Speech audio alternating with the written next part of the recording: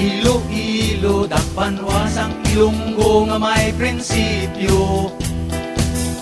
Sa persona ni Romel, inyong abyan balat yapon nga ulikid sa nalisdan.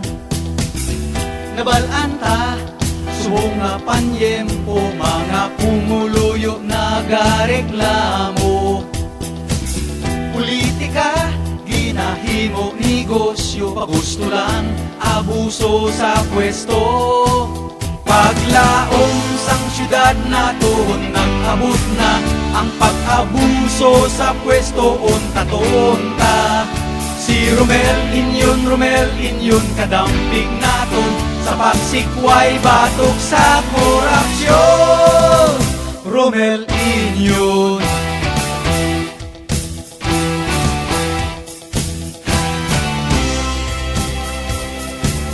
Sa pag-alagad, may sakripisyo, sa tunay nga untos ang serbisyo publiko.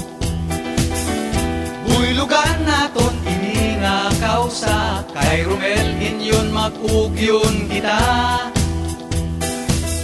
Bupod kita, kay Romel inyon sa iya moral nga obligasyon.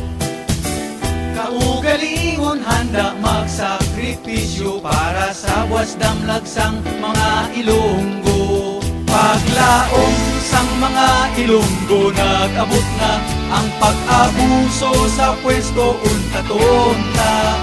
Si Romel inyon kaupod naton, sa pagsikway batok sa korupsyon. Romel inyon.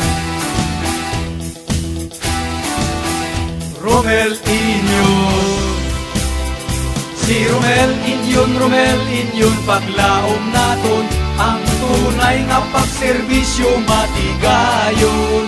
Si Romel inyon kadampig naton, sa pagsikway batok sa korupsyon.